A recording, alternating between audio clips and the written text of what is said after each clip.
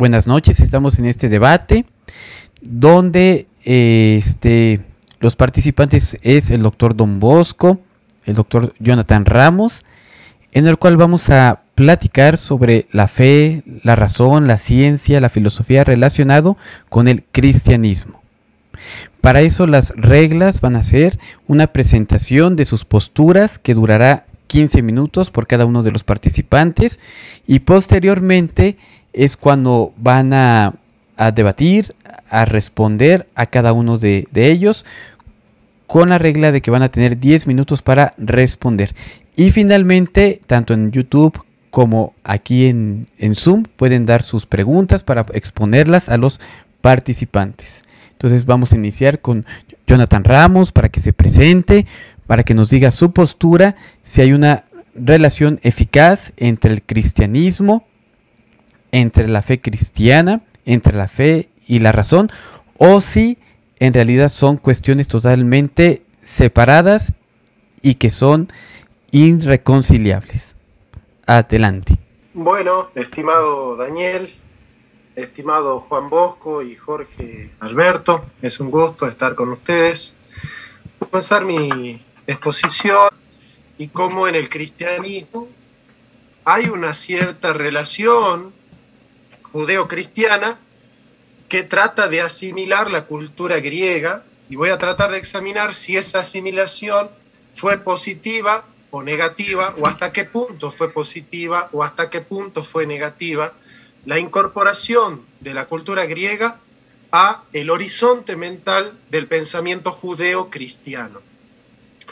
Por otro lado, las relaciones entre fe y filosofía en el ámbito epistemológico, en el ámbito del conocimiento, los alcances y los límites de las relaciones posibles entre fe y filosofía. Por un lado, el tema epistemológico. Para poder dialogar de las relaciones entre fe y filosofía es necesario dar una definición de fe. En este caso yo voy a tomar la lectura que hace Congar acerca del pensamiento de Tomás de Aquino y voy a definir fe como aquel proceso mediante el cual se acepta voluntariamente aquello que llega por la razón a través de la escucha en la que se puede ver a través de los ojos de otro. ¿Qué significa eso? Para que haya fe es necesario que haya un testigo ocular de un milagro que ha sucedido o en el Antiguo Testamento, los judíos son testigos de Yahvé, o los apóstoles que son testigos de Jesucristo. De lo que hemos visto, de eso hablamos, de lo que vimos y de lo que hemos escuchado, dicen los apóstoles. Ese testigo ocular de la resurrección de Cristo da testimonio de la resurrección de Jesucristo. Da un testimonio a través de la palabra, un testimonio vivo. La persona escucha ese testimonio y puede asentir con la voluntad a ese testimonio que ha comprendido por la razón. Eso es la fe. La fe es un asentimiento voluntario a través de la razón, de un testimonio que está dado por un testigo ocular de un milagro o un hecho sobrenatural. La filosofía tiene como punto de partida el ente sintético, eso lo dice Santo Tomás en De Veritate, es decir, aquello en lo cual se resuelven todas las nociones y en lo cual todas las concepciones se resuelve es el ente, como dice Avicena en el principio de su metafísica. Entonces el punto de partida de la filosofía es el conocimiento de la realidad, es parte de la realidad. Y el punto de partida de la fe es la autoridad de Dios hablando. Dios ha hablado con autoridad y esa autoridad es el fundamento de una revelación sobrenatural. Epistemológicamente hay 6 maneras a través de las cuales fe y razón pueden relacionarse, que pertenecen a 3 modelos distintos, 3 paradigmas. El paradigma de la exclusión mutua, donde, por ejemplo, el racionalismo parado en la razón excluye a la fe como un elemento importante a la hora de conocer la verdad. Ese racionalismo, evidentemente, es un racionalismo ateo, ¿no es cierto?, que supone que solo la ciencia y solo la filosofía, sin necesidad de la revelación, nos puede llevar a la verdad plena y absoluta. Después tenemos el paradigma de la exclusión desde la fe, aquel paradigma según el cual el fideísmo, según el cual solamente creyendo y nada más que creyendo se conoce la verdad plena y no es necesaria la filosofía. Esta es la postura de los antidialécticos, los padres de la iglesia antidialécticos, por ejemplo Tertuliano, que dice: ¿qué tienen de común Jerusalén y Atenas? Ese es el paradigma de la exclusión de la razón desde la fe. Después tenemos la subsunción alternativa, la subsunción desde la razón, la que sostiene Hegel, por ejemplo, la que sostiene Kierkegaard, que sostiene que, bueno, que la fe nos puede ayudar para conocer ciertos elementos de la realidad, pero queda corta, es necesaria superar la instancia religiosa en pos de la instancia filosófica o científica. Entonces, como que la instancia filosófica, científica, es superior a la instancia de la religión. Comte, por ejemplo, va a decir: la primera instancia del conocimiento de la verdad son los mitos y las religiones, después la metafísica y la filosofía, y por último, la ciencia positiva, ¿no? Esta es la subsunción desde la razón. Pero después tenemos otro paradigma que es la subsunción desde la fe. Por ejemplo, San Agustín, que sostiene que la razón puede conocer muchas cosas de la realidad, pero después hay que dar un salto hacia la fe, donde nos apropiamos de la verdad plena, que es la revelación de Jesucristo. Este paradigma también lo sostiene Karl Jasper, discípulo de Heidegger. Y después tenemos los paradigmas de las autonomías. La autonomía desintegrada, que es la doble verdad de Averroes y de Psycher de Brabante, y la postura de la autonomía integrada, que va a sostener, por ejemplo, Santo Tomás de Aquino, Juan Pablo II. ¿En qué consiste el paradigma de la autonomía desintegrada? El paradigma de la doble verdad supone que yo puedo afirmar una verdad en teología y otra verdad en filosofía, y que estas dos verdades pueden ser contrarias.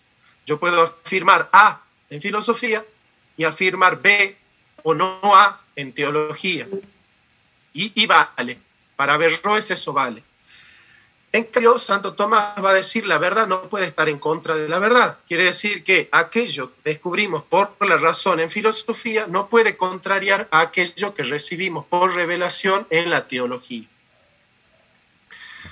Yo voy a aceptar de principio el paradigma de la autonomía convergente, es decir, el paradigma de Santo Tomás de Aquino, que supone que fe y razón no son contrarias, más bien deben integrarse, aunque cada una tiene su propia autonomía, porque el método de la filosofía no es el mismo que el método de la teología. El método de la teología es descendente y parte de la autoridad de Dios a través de la revelación sobrenatural, y la filosofía es ascendente y parte del ente como fenómeno hasta llegar al ser como fundamento. Pero ¿cuál es el problema antropológico? En el sentido cultural, lo digo. Que la filosofía griega es una cultura de la vista. Todos los grandes conceptos de la filosofía griega aluden a la vista. Por ejemplo, el concepto de nous significa visión. El concepto de eidos significa aspecto visual. La cultura greco-latina es una cultura de la vista. Inteleger significa mirar hacia adentro.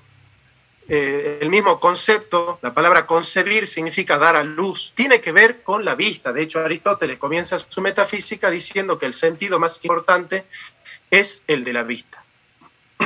En cambio, la fe hebrea es una cultura del oído.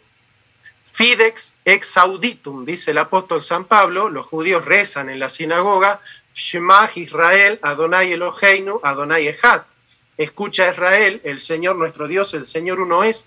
El hebreo tiene una cultura del oído que no es compatible con la cultura de la vista, de principio, porque los apóstoles dicen: nosotros no nos movemos por vista, sino por fe. Y la fe es certeza de lo que se espera, convicción de lo que no se ve. De principio, la incorporación de la cultura de la vista a la cultura del oído trajo un beneficio. ¿Por qué? Porque la cultura del oído es mitológica y simbólica.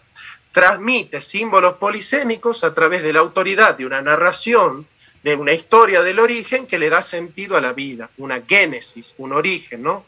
Un origen histórico, es un relato primigenio que a través de símbolos cargan de sentido a la vida, ¿no es cierto? Y se transmiten oralmente a través de tradiciones orales, digamos, ¿no? A través de la escucha. La escucha es fundamental para el hebreo.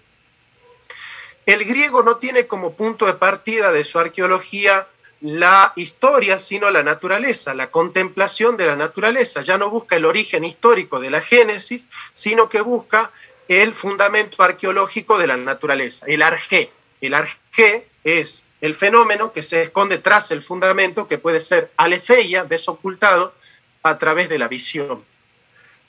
Esta estructura griega es una estructura conceptual, es decir, forja universales, que son aspectos que son desarraigados de la estructura existencial de la materia, que es el principio de individuación, y tratan de desarrollarse en el amplio espectro de lo universal. Porque el cristianismo ha adoptado la cultura griega como fundamento de su teología.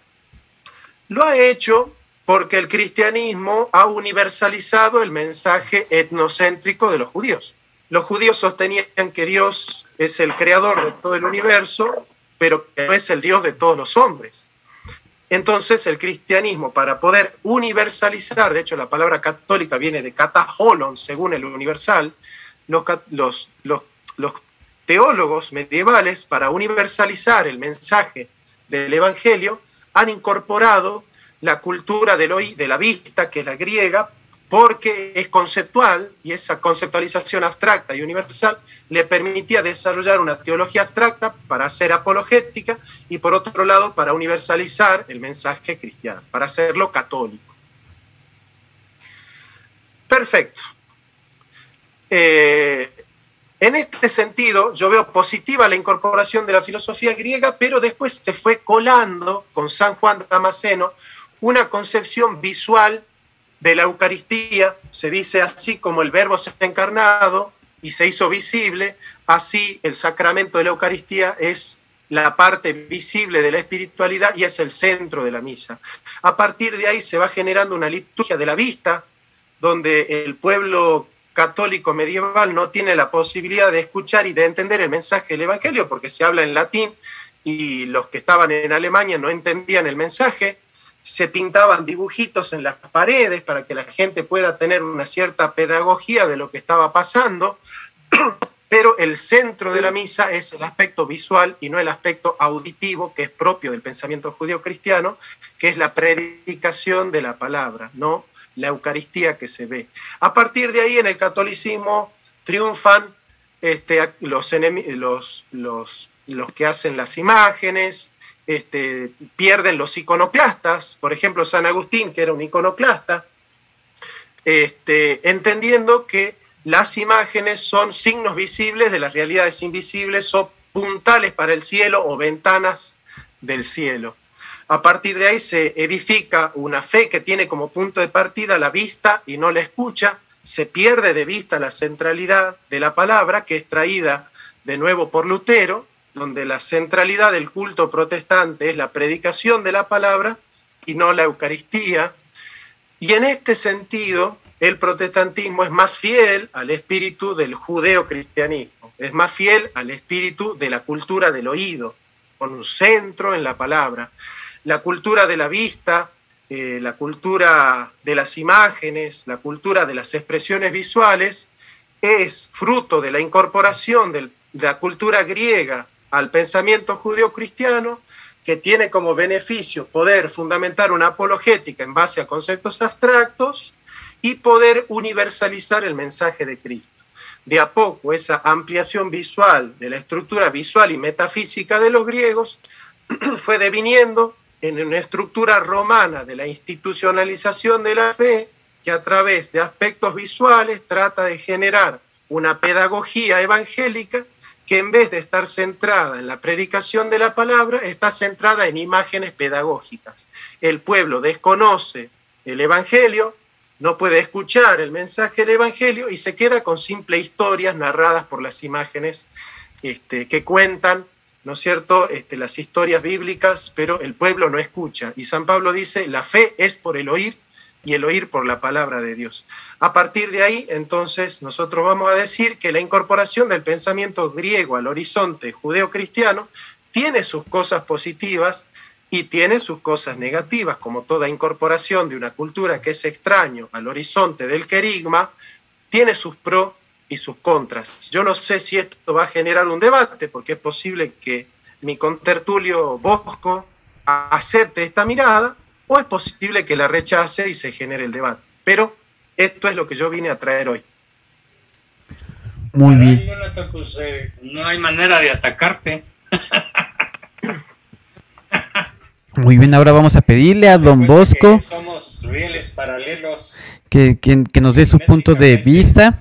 A don Bosco vamos a pedirle... No puedo tomar en honestidad intelectual, moral, ética, académica, no puedo tomar una postura opuesta a la tuya. Me parece una exposición formidable y que yo podría afirmar con mucho gusto.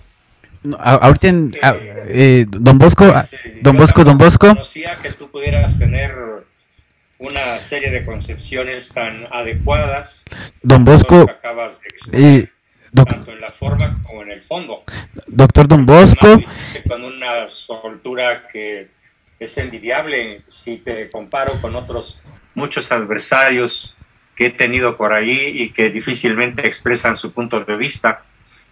Tú expresas de manera excelente un contenido valiosísimo. Así que a lo mejor en vez de debate tendremos una tertulia, ¿no? A mí me gustaría hablar, yo sabía que, ¿sabes por qué, estimado Bosco? Porque este elemento católico, en el sentido de kataholon universal, para mí es fundamental para entender la universalización del mensaje. Y es lo central del pensamiento católico, es esta incorporación de conceptos universales. Yo no sé si estás de acuerdo, pero el Dios de los hebreos, o la concepción hebrea de Dios, es una concepción muy etnocéntrica. O sea, es como que Dios ha creado a todos los pueblos, pero solo es Dios de los hebreos. Y me parece que ahí los judíos han caído en una contradicción, no sé si estás de acuerdo. Totalmente. Además, bueno, en la visión hebrea de la Sagrada Escritura, pues... Bueno, don Bosco, en esa primera parte tienes que manifestar tu punto de vista sobre la relación de ciencia, religión, cristianismo, y también manifestar en qué coincides con Jonathan. Específicamente, si hay muchas cosas en las que coinciden, es importante manifestarlas, pero también dar tu punto de vista, cómo lo preparaste, a pesar que sí hay muchos puntos en los que estás de acuerdo con el doctor. Entonces ahorita vamos a poner solicitar audio. Ya solicité audio, entonces ya puedo exponer algunas de mis ideas principales. Así es. Correcto. Bueno, pues difícilmente tengo algo que oponer a la excelente exposición de Jonathan. Sin embargo, yo me atrevería a hacer una exposición basada fundamentalmente en la encíclica Fides et Ratio, Fe y Razón, de San Juan Pablo II, de la cual desde hace tiempo ha sido mi base fundamental para exponerla en mis grupos dentro de un programa que se llama En busca de la mejor versión de mí mismo. Y curiosamente, el día lunes, es decir, apenas antier, comencé con la exposición a todo a tambor batiente de lo que es la fe, ¿sí? Y entonces me voy a permitir exponer algunos textos y algunos resúmenes, pero también algunas ideas mías que corroboran plenamente o que con las cuales manifiesto mi total apertura y mi absoluta aquiescencia a la postura que San Juan Pablo II manifiesta en torno a estas cuestiones que hoy nos han traído por aquí. Entonces, yo sostengo que hemos sido los bautizados, los católicos particularmente, hemos sido hechos partícipes de esta misión de Cristo profeta. En virtud de esta misma visión, junto con la Santa Madre Iglesia, servimos a una misión divina. Y esta misión consiste en la responsabilidad que tenemos de amarla y la verdad, de amar la verdad y buscar su comprensión más exacta, su comprensión más profunda, más precisa. Es, podría decir yo con muchísimo orgullo, mi trabajo profesional principal, dado que, y aquí aprovecho para presentar un poquito y justificar el por qué me enfoco tanto en mi quehacer profesional a estas cuestiones de fe, que podrían ser muy criticables en un psicólogo de profesión. Bueno, entonces mi responsabilidad acerca de esta verdad significa también amarla y buscar pues su comprensión más exacta, para hacerla más cercana a un servidor y a todos los que me siguen en mis redes sociales, en mis grupos ya formados, que son centenares, con toda su fuerza salvífica, en todo su esplendor y con toda su profundidad y su sencillez al mismo tiempo. Porque es salvífica, es espléndida, es profundísima y es sencilla en cierta forma. Entonces, sostengo como tesis principal, que siempre les digo a mis alumnos, fe y razón son inseparables. Y a pesar de que ahora vemos todo como en un espejo, como de manera auditiva, de manera visual, de manera sensorial, de diferentes modos, como lo expresó muy bien Jonathan, llegará el momento en que conoceremos la verdad cara a cara, porque hoy la conocemos de un modo parcial.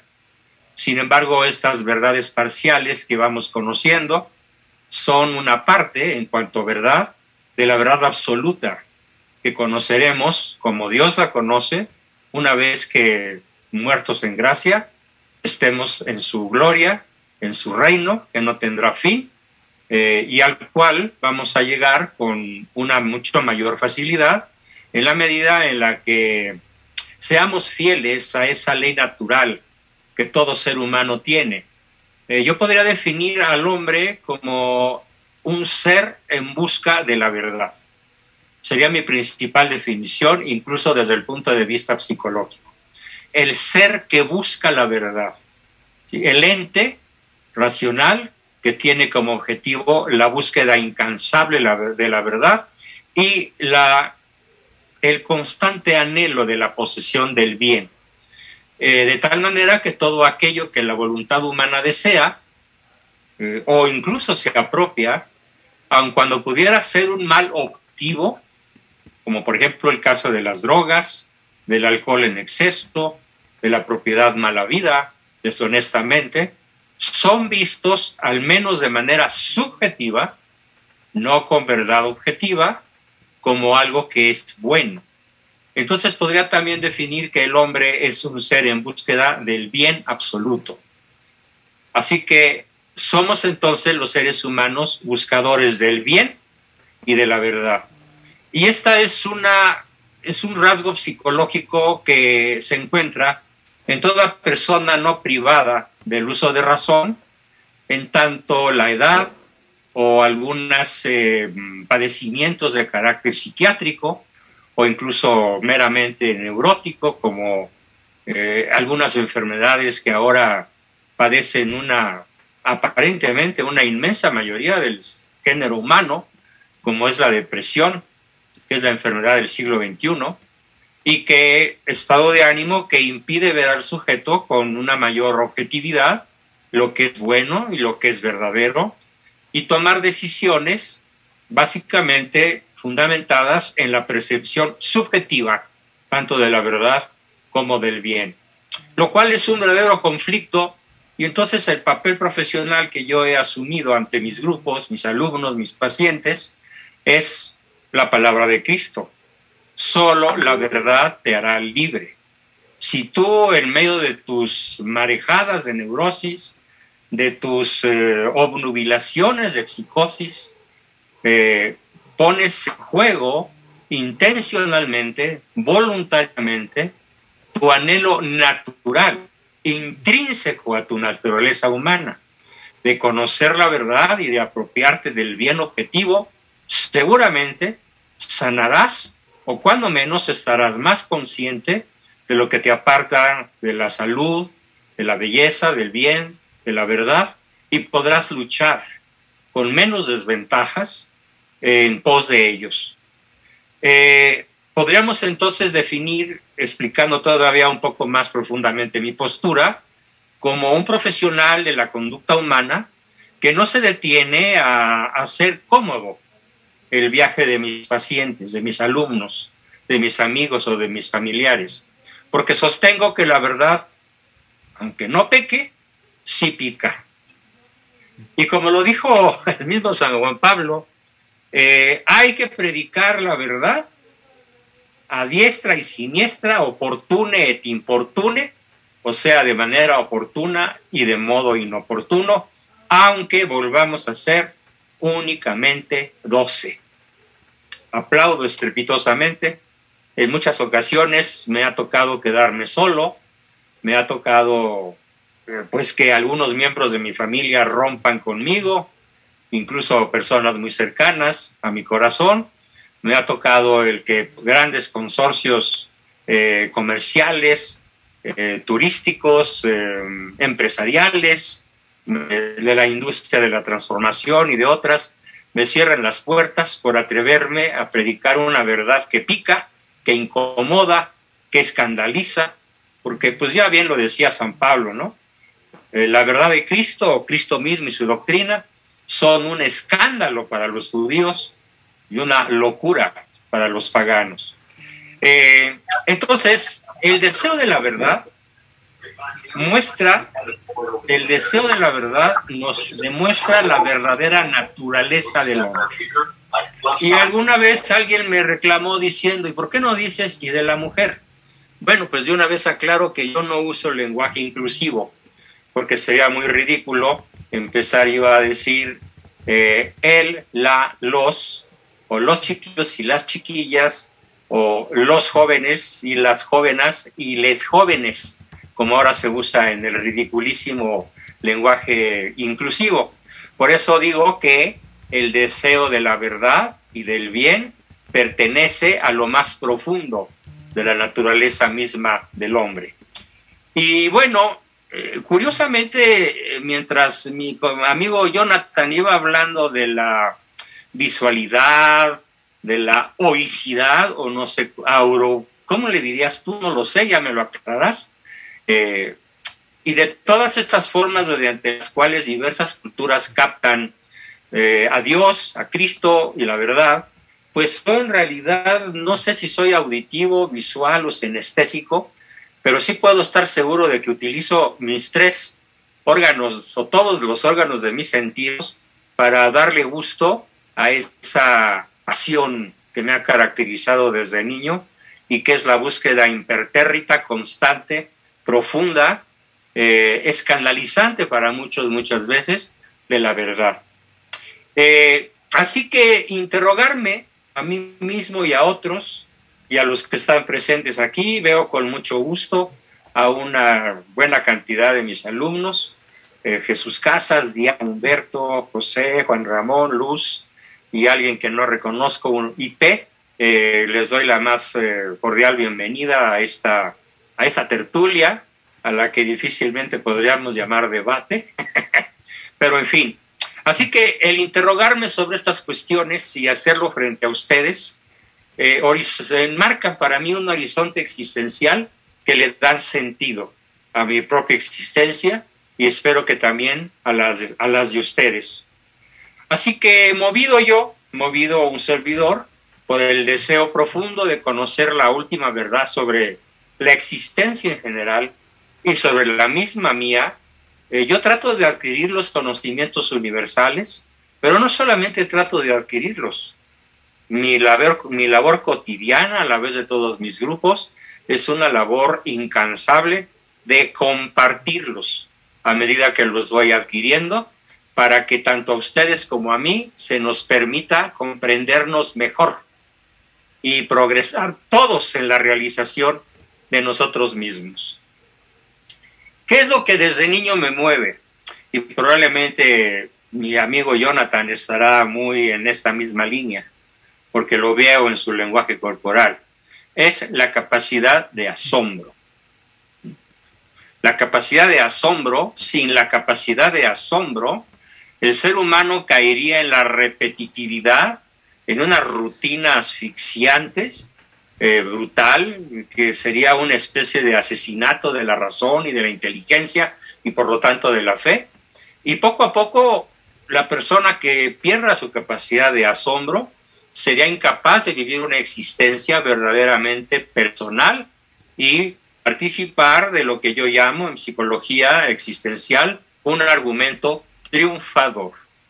Un argumento triunfador que finalmente termina, concluye en la eternidad, y por lo tanto el argumento triunfador pues es un argumento sin final, porque es un argumento que se vive de cara a la propia conciencia de la inmortalidad. Profundizando un poco sobre este punto, yo incito mucho a mis alumnos, seguidores, pacientes, amigos, a vivir con una doble conciencia, cultivarla de modo permanente, de modo habitual, que a través de la actividad filosófica, es decir, de la propia reflexión sobre quién soy yo, de dónde vengo y a dónde voy, cultivemos un doble estado de conciencia de modo permanente. El primer estado de conciencia que recomiendo es la conciencia de la propia muerte inminente o muerte súbita. Esto quiere decir que yo puedo morirme en los próximos instantes, sin ni siquiera terminar esta participación. No sé a ciencia cierta si no lo voy a sufrir y tampoco sé a ciencia cierta si sí lo voy a enfrentar. La conciencia de la muerte inminente nos permite mantenernos con la vista puesta en la segunda forma o estado de conciencia. Soy un ser para la eternidad.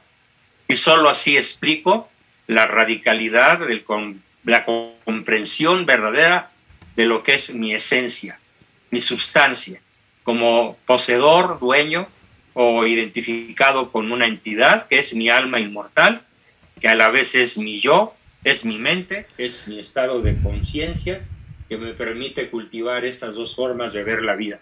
Puedo morir en cualquier instante, pero mi muerte no me aniquila. 15 segundos, 15 segundos. Ya sea para bien, en la presencia y en la posesión de Dios, o en la ausencia y en la no posesión de Dios, y en la más absoluta, trágica, tétrica y horrorosa soledad, aislamiento. Muy bien. También, yo diría una tercera es un ser para relacionarse. Doctor Don Bosco, en ese momento se terminaron los 15 minutos, entonces ahora vamos a la siguiente participación. Queda muy claro que en cuanto a la relación de fe, ciencia, razón, aparentemente hay una coincidencia. Ahora voy a plantearles una pregunta. En este caso va a tener Jonathan Ramos 10 minutos para contestar y también el doctor Don Bosco. Y la pregunta es esta. En cuanto al dogma de la infalibilidad papal,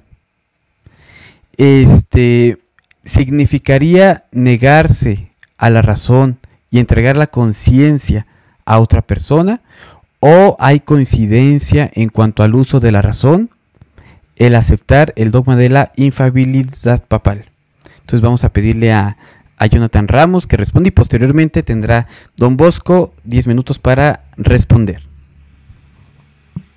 Bueno, muchas gracias Juan Bosco por tu exposición. Aparte, tuviste tiempo de dar un testimonio de vida que siempre es importante, ¿no? Como decimos, a diferencia de Santo Tomás, San Agustín pone el cuerpo en lo que dice, ¿no? Y poner el cuerpo muchas veces es dar testimonio. Estimado Daniel, yo no he preparado, no he estudiado el tema de la infalibilidad papal. Es un tema del cual yo podría opinar simplemente, ¿no? Porque no hay conocimiento, en el sentido de que no hay un estudio serio de la temática. Tengo entendido que es un dogma que se fija en el concilio, en el primer concilio vaticano, que creo que se da en el siglo XIX, si mal no me equivoco. Corríjame usted, que es el que sabe. Y creo que consiste ese dogma en que el Papa es infalible cuando se pronuncia en temas de fe y moral de manera ex cátedra. Tengo entendido que de manera ex cátedra significa que cuando habla desde la cátedra de Pedro.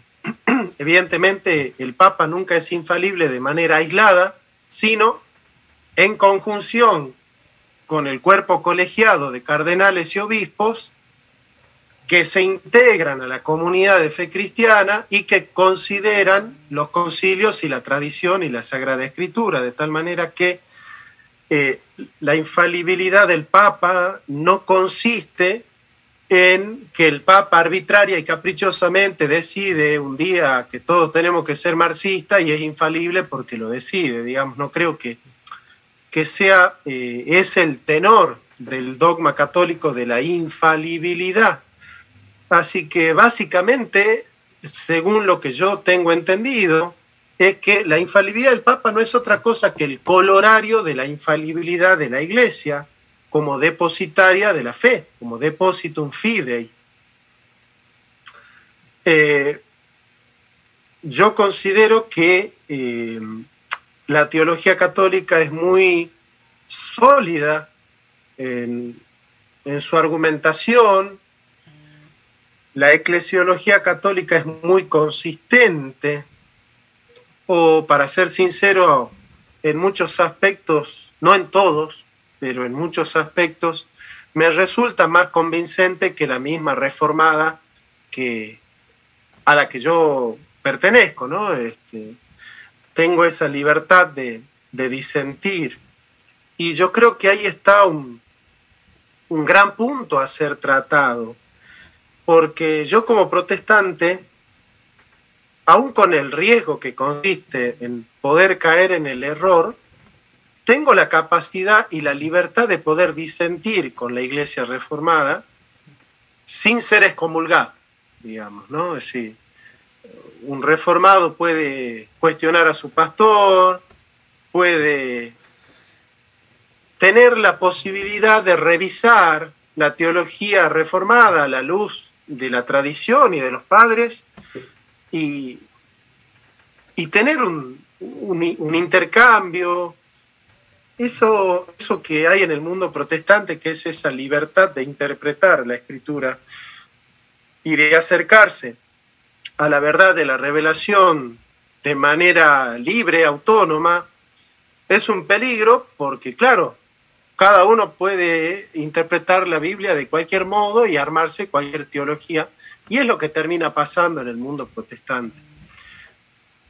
Pero a la vez genera en el protestante un sujeto que está obligado a leer la Biblia, un sujeto que está obligado a armar la teología, un sujeto que está obligado a construir su propia moral y a ir de acuerdo con esa moral que tiene bases bíblicas, o que debe tenerla al menos, y es un sujeto interesante el protestante, porque el protestante que traiciona la teología, no traiciona la teología de su pastor, traiciona su propia teología. Cuando traiciona la moral, no traiciona la moral que le enseña el cura de la parroquia, se está traicionando a sí mismo. Entonces el pecado para el protestante es una traición a sí mismo. Y en general hay una concepción un poco ilustrada del protestantismo, donde nosotros consideramos que el hecho de que los católicos no tengan el deber de examinar por sí mismos las Escrituras genera que el católico esté en estado de pupilo con respecto al magisterio. Eso, considerando que el magisterio sea infalible, no habría problemas. Ahora, ¿qué pasa si existe la mínima posibilidad de que el magisterio católico no sea infalible? ¿Qué pasa si existe un gramo de posibilidad de que la Iglesia Católica en la Edad Media, por ejemplo, haya adulterado la Biblia, haya agregado la coma juánica, haya cambiado el canon, de que haya corrompido ciertas doctrinas que haya incorporado ciertos dogmas de los cuales Santo Tomás no estaba de acuerdo. Por ejemplo, Santo Tomás no estaba de acuerdo con el dogma de la Inmaculada Concepción de María. ¿Qué pasaría si en el Concilio de Trento se condenan muchas verdades que están sólidas en el Sínodo de Orange, o en el Concilio de Cartago, o en el Concilio de Melibe? ¿Qué pasaría entonces si nosotros descubrimos con una investigación, yo no estoy seguro, pero creo que existe la posibilidad de que el magisterio católico no sea absoluta y perfectamente infalible cuando define dogmas? Y la pregunta mía es, si el magisterio, si existe la mínima y la muy remota posibilidad de que el magisterio católico no sea absolutamente infalible, ¿cuál sería la obligación de los católicos? ¿Confiar ciegamente en la interpretación que hace el magisterio de la Biblia, o hacer como hicieron los creyentes de Berea, que fue tomar con toda solicitud la palabra de Pablo, el apóstol, examinando todos los días en las Escrituras lo que había dicho Pablo para poder constatar si lo que él dijo era cierto o no era cierto? En este sentido estaríamos muy cerca. El tema es que si dentro de los dogmas católicos hay uno que se cae, vamos a suponer que el dogma de la infalibilidad del Papa no sea un dogma ortodoxo. Recordemos, por ejemplo, el libro de Hans Küng, El Papa Infalible, se vendría abajo toda la estructura mosaica de la Iglesia Católica, porque es necesario para la fe católica creer que la interpretación que hace el magisterio es infalible. Si no es infalible en un solo dogma, ¿por qué tendría que ser infalible en todos los otros? Entonces el católico se convertiría en un protestante y se viene abajo el catolicismo. Entonces, para que exista el catolicismo es necesario creer que la Iglesia es infalible, que la interpretación que hace el magisterio de los dogmas cristianos es absolutamente infalible, que la tradición se mantuvo inalterable en esencia, y que los cristianos están obligados a creer ciegamente en la interpretación que hace el magisterio de la Biblia. En ese sentido, el sujeto católico es un sujeto más pasivo que el sujeto protestante a la hora de la interpretación de la Escritura.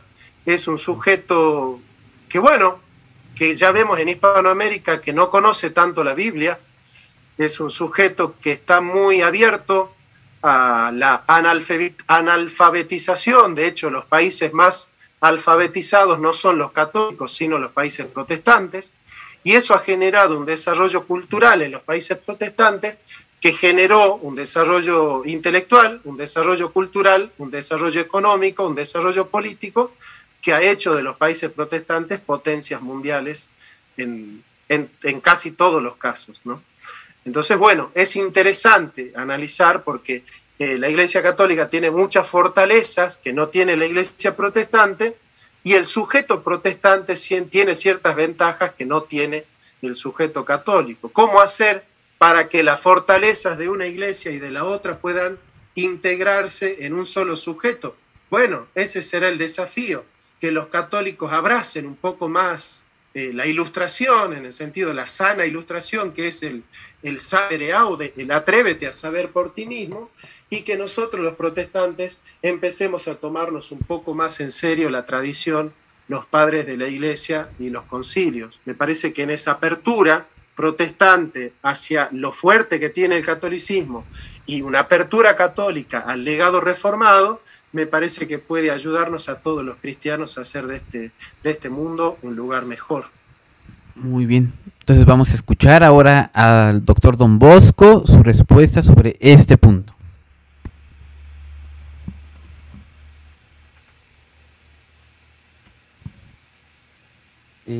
Pero le pedimos a Don Bosco que active el micrófono. Listo. No me había dado cuenta que estaba apagado, perdón. Bueno, gracias por la maravillosa oportunidad de platicar sobre el tema de la infalibilidad papal. Desde luego, como católico, mi razón pura, mi inteligencia pura, es superada por el dogma, pero no lo destruye. El dogma no destruye mi inteligencia, pero reconozco que el dogma la supera. En un acto de humildad no hay salida. El dogma no es accesible a la razón desde el punto de vista que lo es cualquier problema matemático, cualquier problema metafísico, cualquier problema de la química o de la física. Es puramente accesible y resoluble por la estricta razón humana sin el auxilio de la gracia. Es el gran privilegio del hombre, su inteligencia. Y es un acto inteligente, obviamente, reconocer que hay cosas que la razón no comprende. ¿Por qué? Porque la inteligencia humana es limitada. Podemos decir que el gran principio para esto es que la verdad es absoluta. Cada cuestión tiene solo una respuesta correcta. Pero nuestro conocimiento de la respuesta suele ser relativo, suele ser cambiante, desde luego es profundizable, ampliable y consolidable, independientemente de cuánto podamos vivir. Si yo fuera capaz de vivir 1000 años o 1.000.000 de años, y no solo los casi 79 que ya tengo, este principio seguiría siendo imbatible. La verdad es absoluta. Mi conocimiento de ella, en la mayoría de las veces, es cambiante, relativo, perfectible, profundizable. Sin embargo, hay algunas cuestiones que son imbatibles. Algunas cuestiones que son contundentemente verídicas, y me voy a referir concretamente al dogma de la infalibilidad papal, que no me humilla, no me hace menos aceptarlo. De hecho, ¿por qué renuncio yo, como católico, al libre examen de la Biblia? Precisamente por lo que acabo de decir, porque mi inteligencia es falible. Y el protestante no. Entonces, el protestante cree que su teología, que su interpretación, o dicho de otra manera, tremendamente errónea, su verdad es la verdad. Cuando yo peco, como cualquier pecador de este planeta Tierra, peco contra Dios, peco contra la teología revelada, peco contra la revelación de Cristo, que es unívoca e inequívoca. No peco contra mí mismo.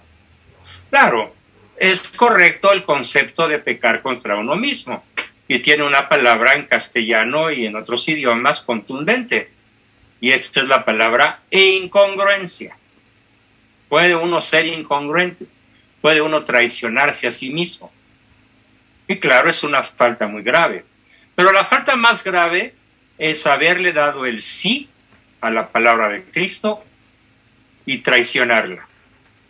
Así que yo no puedo ser el autor de mi propia teología, porque la teología es revelación, no es libre examen de la Biblia, es revelación divina. Y es la historia, como ciencia, la que viene en mi auxilio. Porque Cristo se inserta en la historia humana. Cristo tiene fecha de nacimiento. Aunque haya discrepancias y discusiones de si fue el 25 de diciembre o el 3 de noviembre, o es lo de menos, eso es detalle. Cristo se inserta, nace de una virgen, reconocida por algunos protestantes, no sé si por Jonathan, como corredentora universal de todas las gracias, porque ella padece tremendos dolores al pie de la cruz y desde antes, cuando sabía que 7 espadas de dolor iban a traspasar su pecho. Entonces, ¿en qué fundamento mi fe racional? O la racionalidad de mi obediencia ciega, inteligente, porque supera mi inteligencia. ¿En qué fundamento mi fe racional sobre la infalibilidad del Papa? Que por cierto, Jonathan definió muy bien. Un pronunciamiento ex cátedra, urbi et orbi, para la nación y el mundo, para la ciudad y el mundo, cuando toca temas relacionados con la fe y las costumbres. Tú llamaste moral, correcto. Cuando toca asuntos de fe y moral o costumbres, desde la cátedra de San Pedro, sucesor legítimo de Cristo, por decisión de él, como lo voy a explicar, el Papa habla con infalibilidad. Por cierto, debo decir que Francisco no ha pronunciado nada ex cátedra y ha cometido muchos errores. Incansablemente comete errores en muchos temas que no son de su competencia, como el de haberse puesto el piquete y el haber promovido que se ponga en el Vaticano cualquier persona que quiera entrar por ahí. Es un error desde el punto de vista científico y médico muy severo. Pero bueno, eso no lo quita de su calidad de papa, así como otras cosas erróneas que ha dicho. Entonces, el papa es infalible de una manera muy acotada, muy concreta, muy específica. Voy a decir nuevamente en materia de fe y costumbres y únicamente cuando la declaración es solemnemente ex cátedra, no dentro del magisterio ordinario, que también generalmente va en consonancia con la infalibilidad. ¿De dónde saco yo que Jesús nombró un sucesor único al que haríamos bien todos los seres humanos en obedecer? Y que le dio el poder para dirimir los conflictos. Justamente en la propia palabra de Jonathan escuchamos que cada protestante tiene su teología. Pero en el mundo de la verdad, en el mundo de la objetividad, solo existe una teología que fue revelada por Cristo, bueno, ya desde el Antiguo Testamento por los profetas y en el Nuevo por los apóstoles y específicamente por Cristo con su nacimiento, su predicación, su muerte y su resurrección. Y aprovecho para decir de refilón que si Cristo no resucitó, vana es mi fe. Entonces, ¿en qué me fundamento? Dice Cristo, bienaventurado eres, Simón Bar-Joná, porque no te ha revelado eso que ahora sabes, la carne y la sangre, sino mi Padre que está en los cielos. Y yo te digo que tú eres Pedro, Petros, y que sobre esta Petra, edificaré mi iglesia, y las puertas del infierno no prevalecerán contra ella. Lutero, obviamente, es una puerta del infierno, desde muchos puntos de vista. Sería amplísimo explicarlo el porqué, pero no es el momento.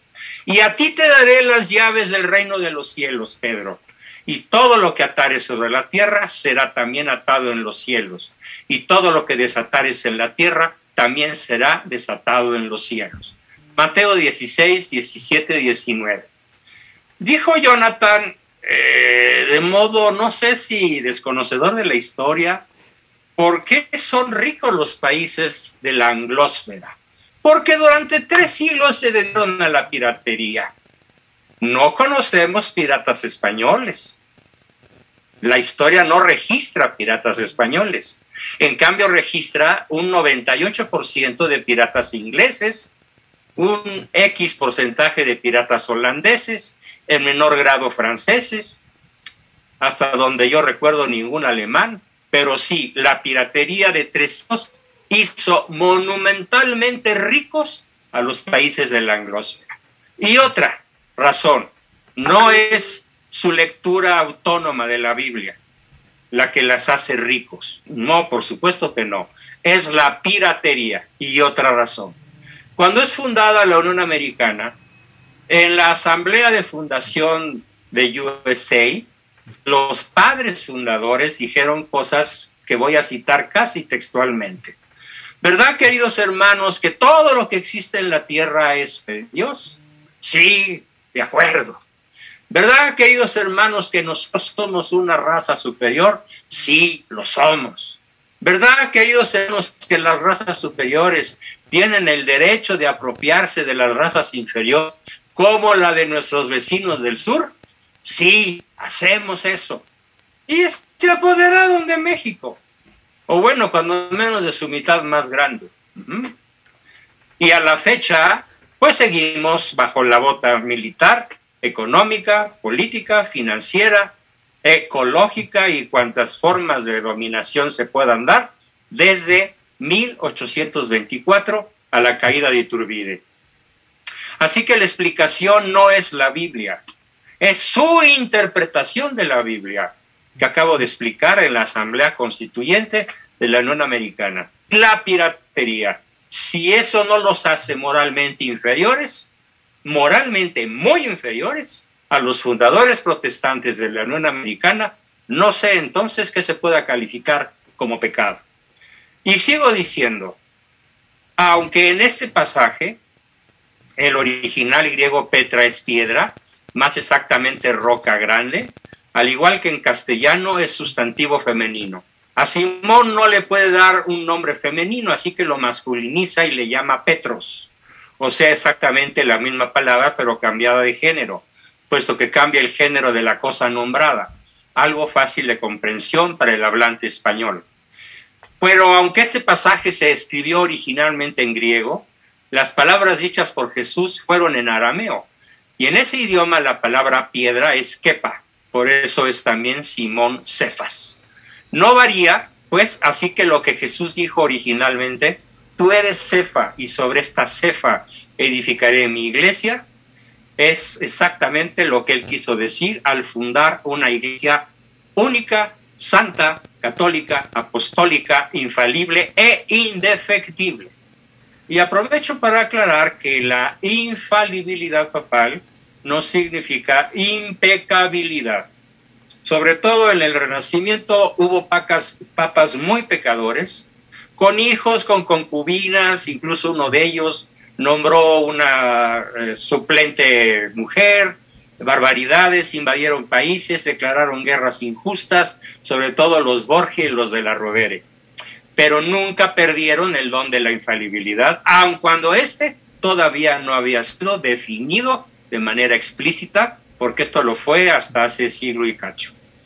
Otras palabras de Cristo durante la última cena. Mira, Simón, Simón, mira que Satanás va tras de vosotros para zarandearos, como trigo. Mas yo he rogado por ti a fin de que tu fe no perezca. Y tú, cuando te conviertas, confirma a tus hermanos en la fe. Lucas 22, 31, 32. ¿En cuál fe? ¿En mi fe? ¿En mi teología? ¿O en la palabra indefectible, única e infalible de Cristo? Por favor, no seamos relativistas. El relativismo es el gran azote de la sociedad posmoderna. Cada quien cree lo que quiera. Es como en un examen de biología, los 60 alumnos, cada uno de ellos dan una respuesta diferente y el profesor a todos les pone 10 porque todos fueron muy sinceros a la hora de contestar. No, señores, aquí no se trata de sinceridad, se trata de objetividad. Y la verdad objetiva o verdad ontológica es anterior a mí, no es mi teología, es la teología, es superior a mí, no es mi teología, es la teología. Restan 15 segundos. De mi opinión. 15 segundos. Apacienta mis corderos, apacienta mis corderos, apacienta mis ovejas. Juan 21, 15, 17, palabra de Cristo. Muy bien, ahora esperamos a Jonathan Ramos para su respuesta de 10 minutos. Muy bien.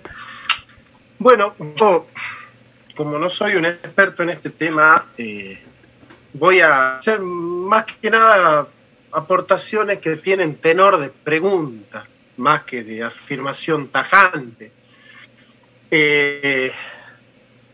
Por un lado, la cuestión política y económica, ciertamente los países ingleses fueron piratas, los franceses y holandeses también, ciertamente, y le robaban el oro a los galeones españoles, que eran los que venían a robar el oro y la plata a América.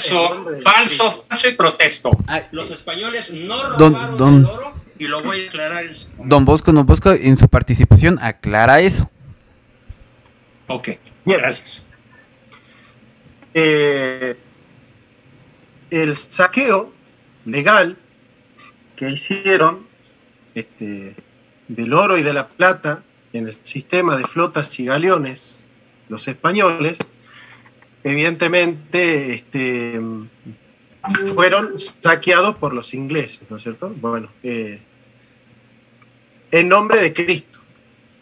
En nombre de Cristo se hizo un desaguisado, eso lo explica muy bien Asadurian, Beato y Chiaramonte, tres historiadores que no pertenecen a la leyenda negra, pero es muy interesante crear una historiografía donde, por no salir de la leyenda, por salir de la leyenda negra, se cae en la leyenda rosa y se romantiza la conquista de América, ¿no? Entonces, a mi entender, es un poco peligroso.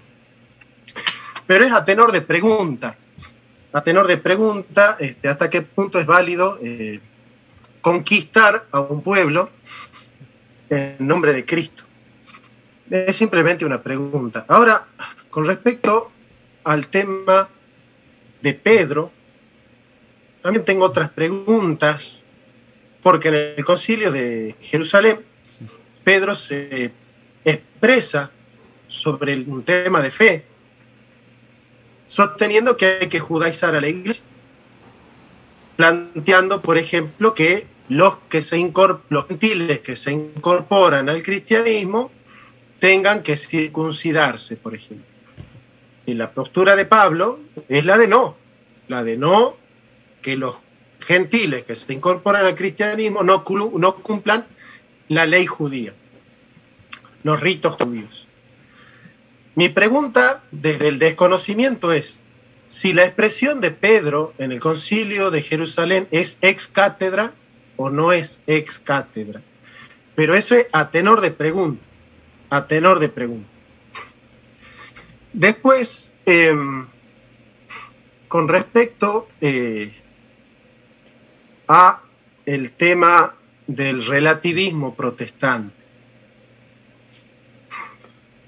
Es un hecho, es decir, lamentablemente, y no se puede tapar el sol con un dedo, yo no puedo decir que en el protestantismo no hay un pseudo relativismo, en el sentido de que cada teología se desarrolla en relación, prosti en griego, en relación con la teología del reformado de turno. Entonces el criterio que tiene Wesley es el cuadrilátero, el criterio de Lutero es el de la ley y el evangelio, el criterio de Calvino es San Agustín, y el criterio de Melanchthon es la escolástica, y bueno, y cada protestante y cada reformador ha tenido su criterio, y desde un sentido bastante general se puede decir que en el protestantismo hay relativismo, ¿no? En un sentido muy general. Cuestión de la cual nosotros no estamos para nada orgullosos, es decir, ningún protestante está orgulloso ni se golpea el pecho de que en el mundo protestante haya demasiada división y demasiadas confesiones.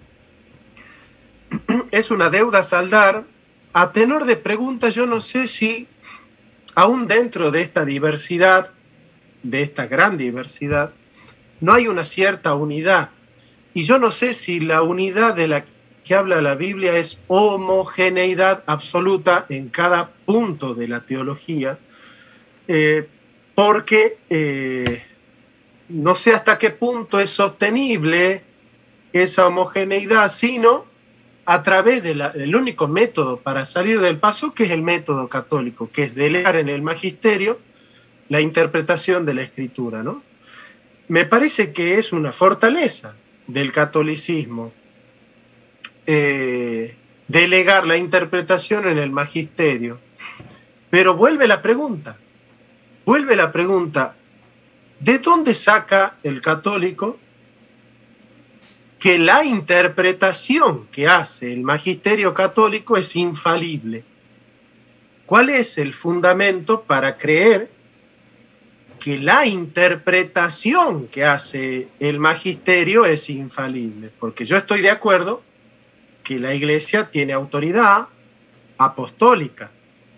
Yo estoy de acuerdo que la Iglesia es columna y fundamento de la verdad. Estoy de acuerdo que Pedro fue el primer líder de la Iglesia, fue el líder de la comunidad cristiana primitiva. Esto es insoslayable. Habría que ser necio para negarle a Pedro esa autoridad. Ahora, ¿de dónde yo sé que Lino tuvo la misma autoridad de Pedro. ¿A través de qué evidencia? Y yo pido evidencias porque efectivamente el tema de la fe es un tema de confianza y de autoridad. De confianza y de autoridad. Yo no puedo probar que Jesucristo resucitó de los muertos científicamente. Al menos yo no podría. Quizás Bosco puede probar científicamente la resurrección de Cristo. Yo me siento incompetente para hacerlo. Yo lo creo. Yo tengo fe en la resurrección de Jesucristo. Y tengo fe en el testimonio de la Iglesia. Es por eso que yo me apropio de la resurrección de Cristo como verdad. Pero las verdades sobrenaturales no son verdades evidentes. Santo Tomás de Aquino comienza la Suma Teológica diciendo que no son evidentes las verdades de la fe. Por eso es necesario depositar la confianza en el testimonio y en la autoridad. Yo creo que los católicos creen que la Iglesia es infalible y es una cuestión de fe. Yo no sé si un católico podía probarme que su Iglesia es infalible. Yo no sé si está sujeto a prueba y no sé si es evidente, o yo tengo que dar un salto de fe y creer simplemente, así como creo que Jesús caminó por los mares o que Yahvé abrió el mar rojo, también creo que el magisterio católico es infalible. El tema es que nosotros los protestantes solo tenemos una confianza ciega, en el sentido de que no pedimos evidencias de los hechos que están registrados en la Biblia, porque la Biblia es la profecía más confiable de todas. Y nosotros tratamos de edificar nuestra fe en lo más confiable. Nosotros creemos que no es tan confiable creer que la Iglesia de Roma es infalible cuando interpreta la Escritura. No nos parece que sea una verdad evidente, no nos parece que sea una verdad obvia y que se cae de maduro. Nos parece que podría existir la mínima posibilidad de que la Iglesia de Roma no sea infalible, y como nosotros sabemos que la roca firme no es la interpretación que hace la Iglesia de Roma de la Escritura, sino que la roca firme es Jesucristo, cuyo testimonio es la Escritura, entonces nosotros decidimos creer en Jesucristo y en las Escrituras. Un saludo al perrito. ¿Puedo contestar? Déjenme silenciar aquí a alguien que... Padre Daniel, ¿puedo contestar? Sí. Bien. A la observación, más que pregunta de que si es válido que venga en nombre de Cristo a conquistarse un pueblo, mi estimado Jonathan, me voy a permitir obsequiarte, si me das tu correo electrónico y tu chat, un libro de mi autoría, respaldado por los autores no oficiales de mi país. Veo que eres argentino, yo soy mexicano, viva Argentina, nación hermana la que amo. Te voy a pedir que por favor leas mi libro, Hernán Cortés, ¿sí? Evangelizador de América, de México, evangelizador y libertador de México. Hernán Cortés no es un conquistador. Parte de la leyenda negra que veo está extendida por todo el planeta es presentar la figura de Cortés como la de un conquistador. ¿Qué cosa más errónea? Fue un libertador del indio. Y nada más te voy a dar 3 o 4 datos en defensa de esta tesis y en honor al poco tiempo que nos queda.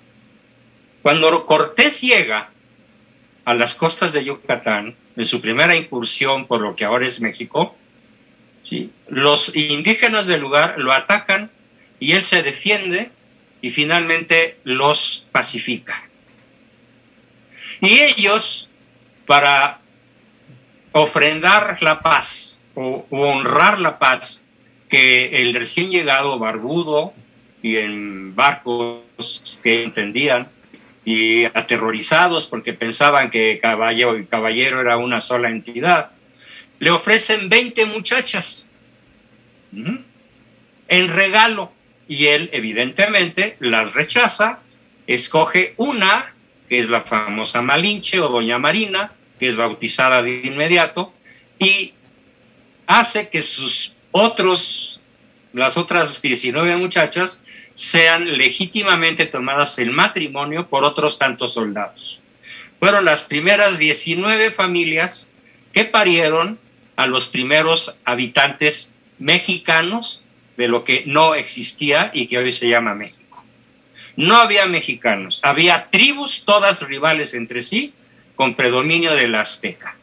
Y lo primero que le contaron a Cortés fue que había un señor muy cruel, llamado Moctezuma, un señor muy déspota, que exigían, que adoraban a un dios llamado Huitzilopochtli, y que los sacrificios humanos llegaban a ser hasta 200,000 por año.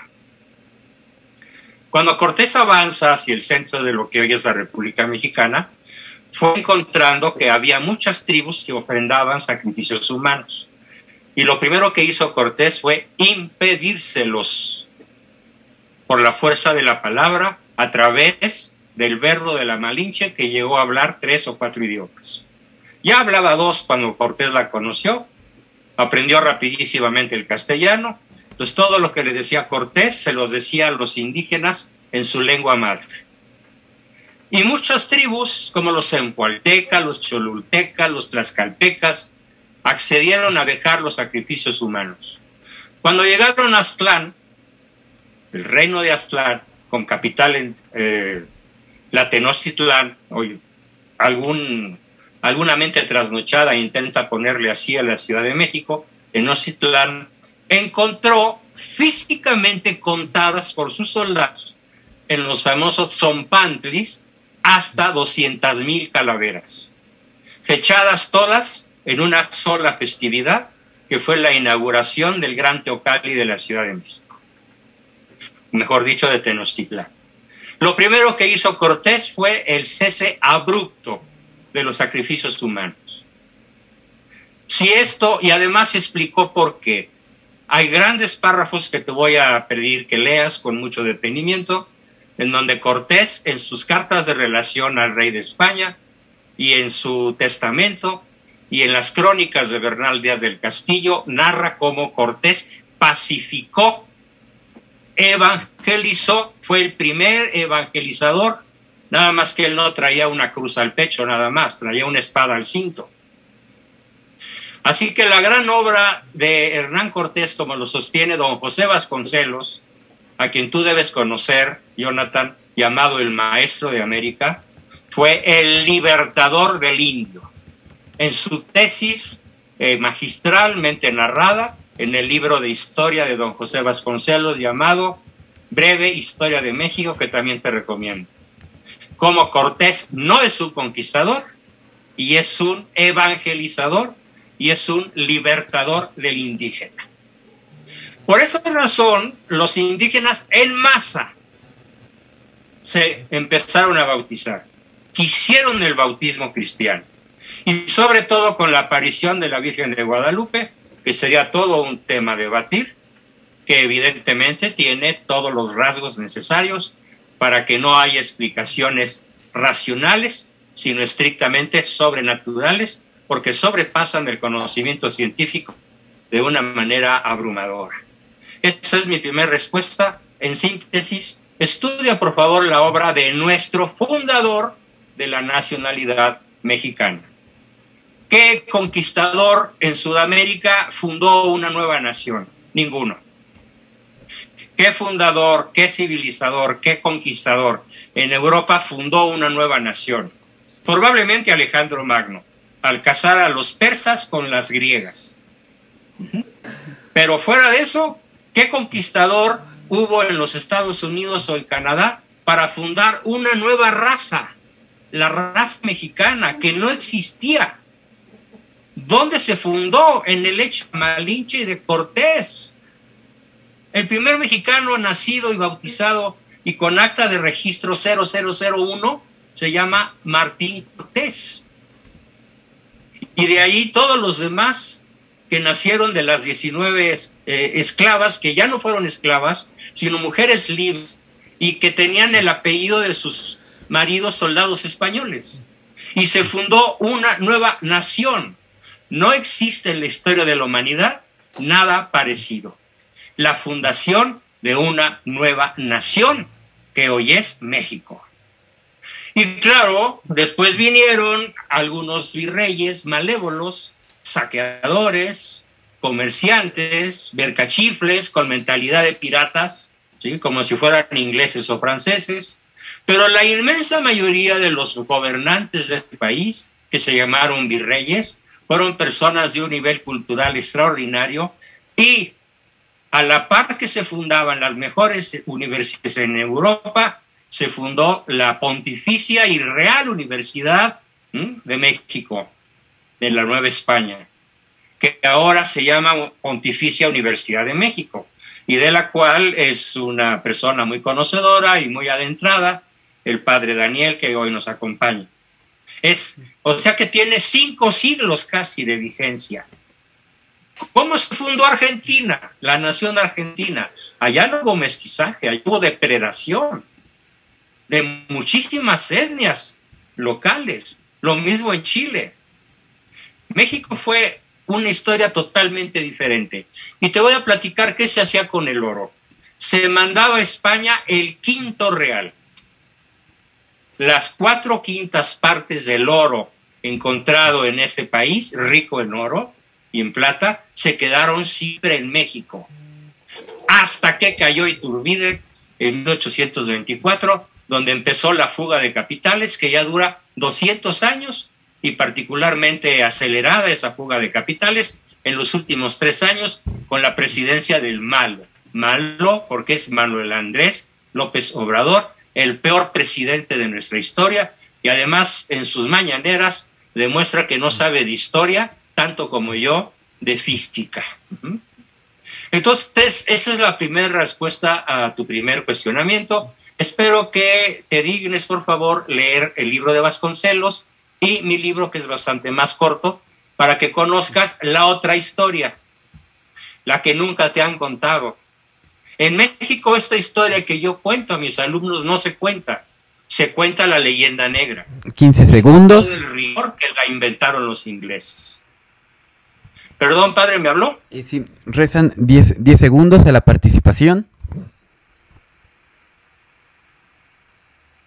Bien, pues entonces no alcancé a contestar la segunda. ¿De dónde sacamos? Si me das 30 segundos, digo la respuesta. ¿De dónde sacamos los católicos que nuestra iglesia es la única que fundó Cristo? ¿Me das un minuto? Jonathan, ¿le concedes un minuto a don Bosco? Por supuesto, pero me gustaría aclarar que mi pregunta no fue ¿de dónde sacan que es la única iglesia fundada por Cristo?, sino ¿de dónde sacan que la interpretación católica es infalible siempre? Muy bien, ahí te va.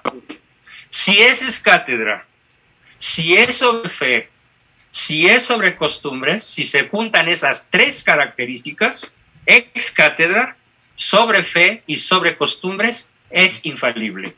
En todo lo demás no lo es. Por lo tanto, no lo es en la circuncisión. Te hago una pregunta. No lo es en el piquete. No lo es en multitud de cosas. Te hago una pregunta. ¿Vos lo podés probar o lo crees? No, lo puedo probar. Aparte lo creo. Con las palabras de Pedro y las palabras de Cristo. ¿Me permites un minuto y te las leo? Sí, están en la Biblia, a la que tú debes acudir. Porque no me digas que no acudes al Nuevo Testamento. Si está en el Nuevo Testamento y está bien interpretado y es consonante con el resto de la Biblia... No necesita interpretación, es literal. Dice Pedro, Pedro es el pastor, los cristianos los corderos. La verdad es el alimento que Pedro nos debe dar, y que Jesús no tenía ninguna intención de dejar a su iglesia abandonada a sus propios recursos interpretativos, subjetivos y personales. ¿Qué capítulo de la Biblia sino que pensaba sostenerla y ayudarla para conservar la fe por siempre. Por los siglos de los siglos. Amén. ¿Qué libro de la Biblia es ese? ¿Qué libro de la Biblia es ese? Ah, te va. Mateo 28, 12, 20. Dice el pasaje así, te lo leo. Mateo 28, 12, 20. Mateo 28, 12, sí. 18, 20. Mateo 28, 12, 20. Dice literalmente Pedro. A mí se me ha dado toda potestad en el cielo y la tierra. Id pues e instruid a todas las naciones, bautizándolas en el nombre del Padre, y del Hijo, y del Espíritu Santo, y enseñándolos a obrar todas las cosas que yo os he mandado. Y estar ciertos de que yo estaré siempre con vosotros hasta la consumación de los siglos. En esto se basa Pedro y los apóstoles. No, no son palabras de Pedro, pero Pedro la cita. Pedro la cita en Hechos de los Apóstoles. Y en eso se basa Pedro, y en eso se basa Lino y Cleto y Clemente y todos los sucesores de los papas, hasta el actual, con todas y sus graves limitaciones intelectuales y políticas y psicológicas. Sigue siendo papa, no importa. Y aquí vendrá la guía doctrinal del Espíritu Santo, y está en Juan 14, 16, 17 y 26. Y yo rogaré al Padre, y os daré otro consolador, para que esté con vosotros eternamente, el Espíritu de la verdad, a quien todo el mundo no puede recibir, porque no lo ve ni le conoce. Pero vosotros le conoceréis, porque morará con vosotros y estará dentro de vosotros. Mas el Consolador, el Espíritu Santo, que mi Padre enviará en mi nombre, os lo enseñará todo, y os recordará cuantas cosas os tengo dichas. Juan 14, 16, 17 y 26. Entonces la infalibilidad del Papa no emana de él, no emana de su cultura, de su inteligencia, de su experiencia, ni la de todo el colegio cardenalicio juntos, ni la de toda la iglesia contando los 1.400 millones de creyentes que pueda tener entre los 8.000 que somos, millones. No, emana el Espíritu Santo. Te repito la cita. ¿Le puedo hacer una pregunta? Adelante. O sea, usted me está diciendo que porque Jesús prometió el Espíritu Santo a los apóstoles y que los encomendó para predicar el Evangelio a todo el mundo, de eso se desprende como evidente que la interpretación que hace la Iglesia romana es infalible, ¿así? No, esto no dije. Dije que el dogma o la infalibilidad se reduce. A ver, es incorrecto que digas que la Iglesia, en todo lo que dice, es infalible. No, yo no dije eso. Cuando interpreta los dogmas de la no interpreta, no hay interpretación. La Iglesia no interpreta los dogmas del magisterio. No, por supuesto que no. Ajá. No, es lo que enseña. O sea, la Iglesia no se pone a interpretar, ustedes son los que interpretan. La Iglesia está iluminada por el Espíritu Santo y no tiene nada que interpretar. Los dogmas son inspiración del Espíritu Santo y está literalmente aquí en Juan 14, 16. Ningún dogma es ocurrencia humana. Ninguna interpretación de la palabra de Cristo, cuando es ex cátedra, es inteligencia o cultura o experiencia humanas. Son, como aquí lo dice Juan, el Espíritu de la verdad, a quien el mundo no puede vivir. Ustedes no reciben al Espíritu Santo porque no lo ven ni le conocen, pero vosotros lo conoceréis, se refiere a los católicos, porque morará con vosotros y estará dentro de vosotros. Mas el Consolador, el Espíritu Santo, palabra de Juan, que mi Padre enviará en mi nombre, os lo enseñará todo y os recordará cuántas cosas os tengo dichas. O sea, usted me está diciendo que aunque acá no dice Iglesia Católica ni católicos, usted me dice que está hablando de los católicos. Porque somos los únicos que lo aceptamos. Porque somos los únicos que lo aceptamos. Ustedes no lo aceptan y aquí lo dice literalmente Juan. Pero vosotros le conoceréis, el Espíritu de verdad, a quien el mundo no puede recibir porque no lo ve ni le conoce. ¿Y a quién se refiere? Pues se refiere a los chinos maoístas, o a los rusos comunistas, o a los ingleses piratas, o a los franceses hedonistas, o a los norteamericanos time is money, pero no se refiere evidentemente a los que sí lo aceptamos. Yo, ¿por qué creo en la infalibilidad del Papa? Yo no le creo a Francisco, no le creo a Pedro, a Lino, a Cleto, a Clemente, a Clemente VI, a Sixto IV, no les creo a ellos en cuanto personas. Creo que lo que nos enseñan a los católicos y a la nación y al mundo está dictado por el Consolador, por el Espíritu Santo. Ese es el dogma de la infalibilidad. Cuando habla el Papa ex cátedra en materia de fe y costumbres, no habla a título personal, como todas las burradas que ha dicho en los últimos años. Habla a título del Consolador, del Espíritu Santo, y eso es lo que el católico formado, el católico culto y conocedor y que se ha formado en los misterios y en los conocimientos de su fe, defiende y proclama, que es lo que estoy haciendo yo en estos momentos. Bueno, ahora vamos a tocar un punto que muy importante, que también tiene relación con la ciencia, con la fe, con la moral, y que también toca aquí un problema que se suscitó en estos días con Djokovic, que es un deportista al que le rechazaron en un momento dado el participar en este torneo de tenis en Australia. Evidentemente vamos a usar otras palabras porque en estos puntos hay mucha censura, y para eso voy a leer una encíclica de San Juan Pablo II llamada Evangelium Vitae, donde hace una postura sobre el uso de la ciencia y hace una postura moral. Entonces yo voy a pedir aquí que los exponentes den su interpretación sobre este punto. Voy a ponerlo aquí en la pantalla, voy a leerlo. Y entonces les voy a pedir que se interprete. Esperen. Muy bien, dice, número 23, Evangelium Vitae. La valoración moral del aborto se debe aplicar también a las recientes formas de intervención sobre los embriones humanos que, aun buscando fines en sí mismos legítimos, comportan inevitablemente su destrucción.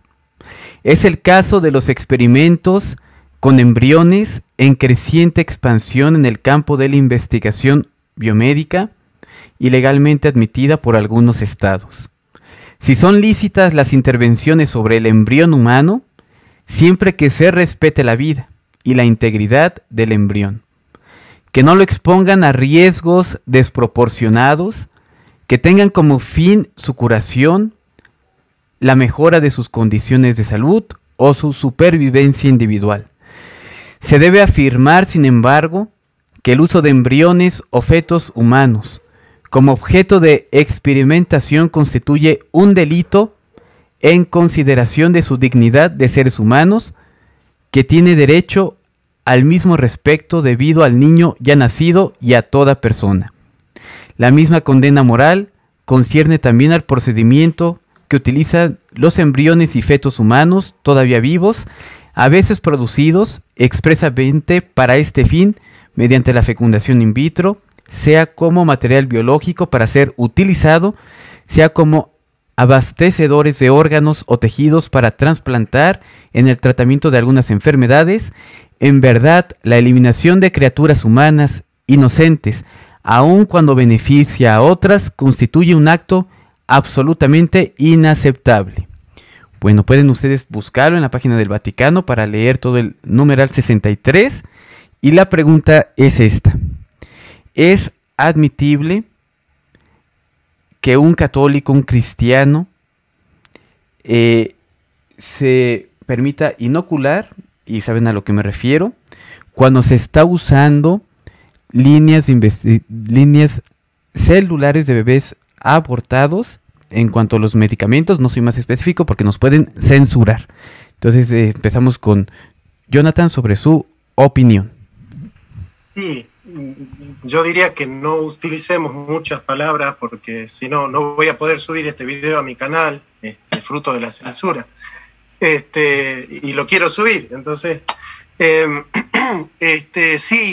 para terminar con el otro tema que me quedó ahí una pregunta, cuando los apóstoles quieren prohibirle a algunos que estaban predicando el evangelio y que no estaban con el grupo de los apóstoles, hay otros que están predicando el evangelio, le dicen a Jesús, y Jesús le dice no se lo prohíban, pero no están con nosotros. Aquellos que no estaban bajo la autoridad de Pedro, formaban parte de la iglesia. Son preguntas que me hago, porque yo tengo más preguntas que certezas en todo esto. Con respecto a la inoculación, bueno, eso, la verdad es que yo no sé qué será de buen católico. No sé si me corresponde a mí decir qué le corresponde hacer a un buen católico, pero sí a una persona de bien. Y una persona de bien siempre tiene que darse cuenta que nosotros no podemos delegar en el Estado ni en los organismos internacionales el derecho o la potestad de intervenir en nuestra esfera privada y en nuestra esfera íntima. Toda persona que tenga miedo de esto que está sucediendo, de este ser biológico micro, pequeño, que circula enfermando supuestamente a las personas, al ser humano que le tenga miedo a este organismo biológico, tiene toda la potestad y el derecho de introducir en su cuerpo el elemento que el orden global está ofreciendo. Y creo que tiene todo el derecho del mundo la persona que tiene miedo de ingresar ese elemento en su cuerpo. Pero el Estado no tiene la potestad de obligarte a ingresarlo en tu cuerpo si vos no querés. Primero, porque no está probada su efectividad. Segundo, porque ya está probado que no es garantía de no contagio o no evita la muerte. Y por otro lado, una cuestión política es: vos no podés delegarle al Estado el derecho a darte o a quitarte tu libertad, a darte o a quitarte la libertad de circulación, la libertad de expresión, la libertad de vivir en la sociedad, por no acomodarte a la presión de los organismos multinacionales. Entonces yo creo que por más que lo hayas hecho, tenés que darte cuenta que no todos están obligados. A ver, es como que de repente Bosco es católico y él apoye que el Estado obligue a todo el mundo a ser católico. No, Bosco puede ser católico y estar en contra de que el Estado me obligue a ser católico a mí. Eso claro, no tiene nada que ver. Entonces, una persona de bien estaría en contra de que, a pesar de que él lo haya hecho, el Estado obligue a los otros a hacer lo que vos has hecho. Entonces creo que es una cuestión de gente de bien, de personas de bien, no regalarle al Estado, no donarle al Estado nuestros derechos, porque una vez que nuestros derechos son patrimonio del Estado, hoy el Estado te quita ese derecho y a vos no te molesta, pero mañana te va a quitar otros que probablemente sí te molesten. Y ya sentaste un precedente, le estás dando al Estado un poder que no le corresponde. Y me parece que eso es peligroso. Muy bien. Don Bosco. Sí, sí. Coincido plenamente en alguna de las afirmaciones de Jonathan. El Estado no tiene ese derecho, por supuesto. Y así como no tiene derecho un católico de imponer su religión a nadie. De hecho, volviendo un poquito al tema de Marras, los indígenas que se bautizaron después de la llegada de Cortés, ninguno fue obligado. No hay ningún testimonio de que alguien haya sido obligado a bautizarse. Eran incitados, invitados, convencidos, persuadidos, y cuando atacaban de manera guerrera, pues eran repelidos, claro. Pero a nadie se le obligó jamás durante la mal llamada conquista, y que yo llamo proceso de evangelización de México, a ser bautizado. Así que tampoco tiene sentido que el Estado, más bien tiene un sentido antiético, profundamente inmoral y profundamente leviatánico, en el sentido de que el Leviatán es el monstruo estatal invencible y todopoderoso que ahora se nos ha impuesto de alguna manera a escala global. Pero hay algo en lo que no sé si fue suficientemente claro, Jonathan, y si yo interpreto mal tus palabras, acláramelos, por favor. Jonathan, tú dijiste que yo tengo derecho a meterme en mi cuerpo cualquier sustancia si es una decisión mía. Pero yo creo que no tengo ese derecho si no sé en qué consiste esa sustancia. No tengo ese derecho. La ética es muy rigurosa. Y la ética y el sentido común y la búsqueda de la verdad como característica fundamental del género humano y la búsqueda del bien, no pueden ser soslayadas simplemente por comodidad o por irresponsabilidad. De tal manera que por fidelidad al bien y a la verdad y por sentido común tengo la obligación de averiguar qué me estoy comiendo, qué me estoy inoculando o algo parecido. Y si descubro, en el caso, por ejemplo, de estas sustancias que el Estado te mete obligatoriamente, hay residuos de fetos humanos, entonces contraigo la obligación irrenunciable de evitarlo, porque no tengo derecho a utilizar restos humanos para buscar mi salud. Es éticamente inadmisible. Esa sería mi posición frente a esta pregunta tuya. Muy bien, en este caso apoyamos a Djokovic y también yo quisiera dar esta manifestación y pronunciamiento. No tenemos el derecho de instrumentalizar la vida de los más inocentes para nuestra subsistencia. Entonces, a aquellos que tengan alguna duda de dónde se usaron las células de los bebés asesinados, me mandan un WhatsApp porque no lo puedo poner en la descripción ya que nos van a censurar. Y bueno, me parece que Don Bosco va a tener aquí tiene sus cursos en 5 minutos, entonces vamos a despedirnos. Le doy en 10 minutos. Sí, no ¿en 10 hay minutos? mucha prisa todavía hay un pequeño margen para despedirnos y comentar con elegancia algo un poquito más. Ok, entonces para puntualizar, no tenemos el derecho de instrumentalizar a los más inocentes asesinados, en los cuales se requirió que sus órganos estuviesen ya formados para experimentar, que fuere voluntario, para que no esté contaminado el tejido, y para eso no tenemos el derecho. Y nuestra conciencia nos dice que estaríamos haciendo mal si para salvarnos, entonces en ese momento no valorizamos la vida de los más débiles. No sé si Jonathan quiera puntualizar algo.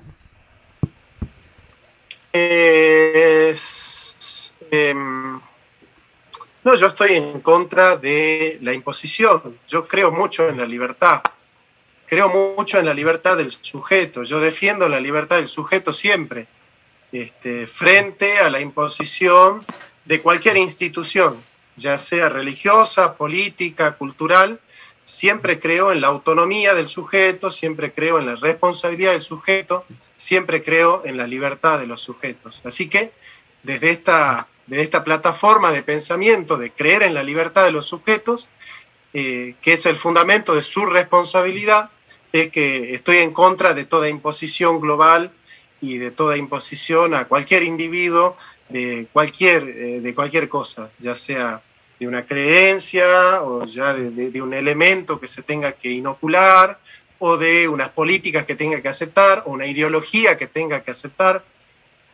El Estado no tiene derecho a meterse en la conciencia ni en el cuerpo de los ciudadanos. Ninguna institución, ni religiosa ni política, tiene derecho a meterse en la conciencia de los ciudadanos pasando por alto la libertad de formación y de información que tienen los sujetos. A ese respecto, a mí me gustaría nada más dar en 30 segundos mi definición de libertad. Libertad verdaderamente entendida y en el fondo más adecuado a la vida humana consiste en la actuación, en la decisión voluntaria de cada uno de nosotros, en aceptar gozosamente o resignadamente al menos la voluntad divina, la ética universal que viene de la voluntad de Dios, porque la ética y la voluntad de Dios prácticamente se puede decir que son una misma cosa. No es libertad hacer lo que a uno le pegue en gana, porque puede estar completamente equivocado. Es un mal concepto o un concepto incompleto de la libertad. En ese sentido, la libertad gritada por los franceses en la Revolución Francesa costó 4 millones de personas en 3 años, por el concepto francés revolucionario de la libertad. Así que, repito, libertad, la libertad de los verdaderos hijos de Dios es cumplir con la voluntad de Dios. Gracias y me despido de todos. Muchas gracias por su presencia. Gracias, Jonathan, por tu excelente participación. Gracias, Padre Daniel, por habernos invitado y pues este puede ser, pudo haber sido el principio de muchos encuentros parecidos, en donde pudiéramos tener incluso muchísimos más invitados que nos escuchen y por qué no que en un momento dado hasta pudieran participar. Por hoy, por mi parte, me tengo que retirar y salir de este Zoom para entrar a otro. Les mando a todos un afectuosísimo saludo. Muy buenas noches. Gracias por invitarme y por permitirme dialogar con don Bosco. Gracias, muchas gracias, Jonathan. Un abrazo. Bye. Un abrazo fraternal. Muchas gracias. En la descripción del video vamos a poner el enlace de los canales de Jonathan Ramos, los canales de Don Bosco, para que quien quiera suscribirse, se suscriba. Y también vamos bueno, voy a adelantarme a Don Bosco, perdón, a Jonathan, si quiere también tener un debate con Enrique Dussel, pero eso ya me responde en el privado. Muchas gracias a todos, suscríbanse a ambos canales y que viva Cristo Rey.